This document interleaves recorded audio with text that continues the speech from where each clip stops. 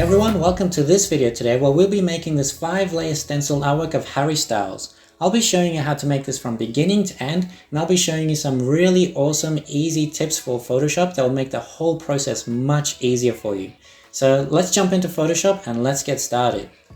So once you've opened up Photoshop, the first thing you want to do is click open and find the image that you want to turn into a stencil. So here in my folder of all the reference images I've collected, I'm going to scroll down and find, I think, this image. I think that's a pretty good one to work with.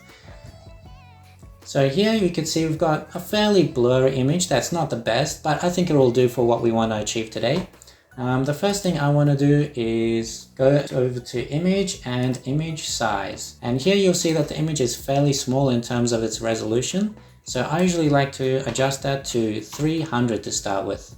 So let's increase that to 300.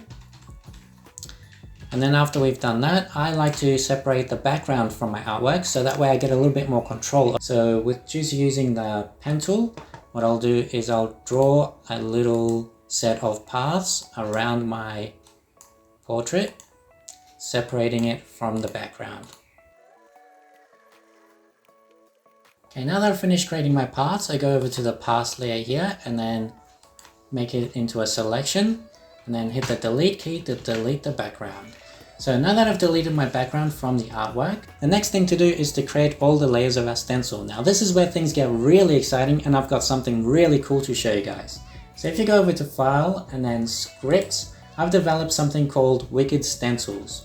So if you click on that, you actually end up with a little pop-up where it gives you a whole bunch of options to create the stencils for you. So here we've got options for a 3, 5 or 8 layer stencils. Today I'm just going to create a 5-layer one for you guys. And then the first setting we have is the blur amount. The blur is what I like to use to control the amount of detail I get in each of my stencils.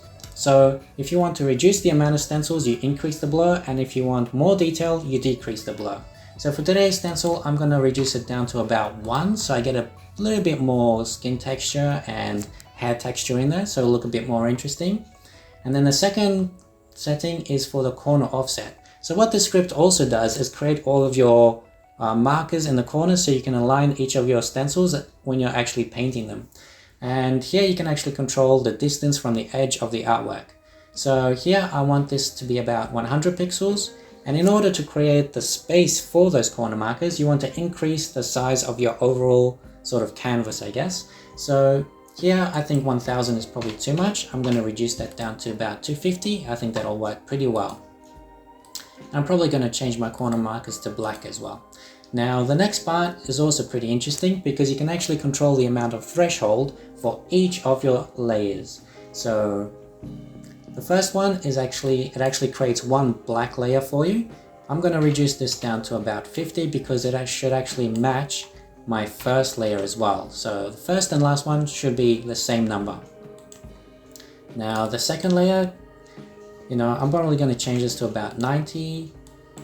Maybe reduce that to about 150. Maybe the last one down to 190. So basically, so they're all evenly spread out and you got an equal distance between each layer. Now, depending on how dark or light the image that you're working with is, you might have to play with these, and that's where you can sort of create something really unique. Now, once you're done with these numbers and you think they'll be fairly close, you can hit run and you can sort of see Photoshop doing all the hard work and all the clicking for you. And over on the right hand side is basically busy working away. And once it's done, you sort of hit that X over here, and what it looks like is you essentially just got a 2-layer black and white stencil. But if you look over on the right hand side, you've got basically 5 layers. And one little trick I can show you guys is Ctrl L and then slide the levels over to the left, and you'll start to see all of your stencil layers coming to life. And look at that, super easy. With just a couple of kicks, it just made all of our stencils for us. Now with this little stencil script that I've just developed, I'll actually be sharing this in the members only section of this YouTube channel. I want to sort of keep it controlled to just a few people because I want to trial it out with different versions of Photoshop, and there's still quite a fair bit of testing that I need to do to make sure this is legit, But if you guys would like to try it out, then you're more than welcome to, and I'm happy to share it with you guys. Now that we've created each of our layers, we need to go through and do a couple more things. So we need to clean up each layer and we need to create a couple of bridges. That's one thing that the Stencil Maker script doesn't do. So if we go through and check each individual one, it's done a pretty good job actually. The one thing that I like to do is actually combine my black, my last and my first layer. So if I take my black, select that, switch it off, go down to my first, and then fill in that selection with the gray color, you'll notice that it simplifies the stencil so much more. And because when we paint stencils, we usually create a base to work off first for our first fill-in color, you really don't need to make the first stencil too detailed. So I usually like to fill all of this in, so we don't need to create any bridges on this one. Just keep it super simple, super easy to paint. Now if we switch on our second layer, we can see this one's got some good details in there. But I can see a few areas already around the lips, the nose and the eyes where we need to create a couple of bridges. So I get a lot of questions about people asking me, how do you make bridges? What's the secret behind bridges? Seems to stumble a lot of people. Well, the trick is to switch on the layer above it and then try to find a couple of opportunities to hide bridges behind the layer above it. So select the layer you want to create the bridges on. And then with the eraser tool, I usually like to try and hide them behind the layer above. And just moving my mouse around fairly jaggedly, trying to really make the lines look like they're part of the artwork. So I'm just gonna hide one behind the bridge of the nose here. Trying not to take too much off the tip of the nose. And then maybe one over the left eyebrow over here. I mean, that one's a bit obvious. You could probably do a better job on that one. And then maybe one over here at the edge of the mouth. And over at the edge of the lip. And I mean, if you didn't want to do this, the other thing would be to go back to the script and then just adjust the threshold and find the threshold that actually doesn't require so many bridges. You could also do that as another option. But I think that will work. So if you switch off the layer on top, you can see I got a few bridges to hold those parts or pieces of the stencil in place while we go to paint them.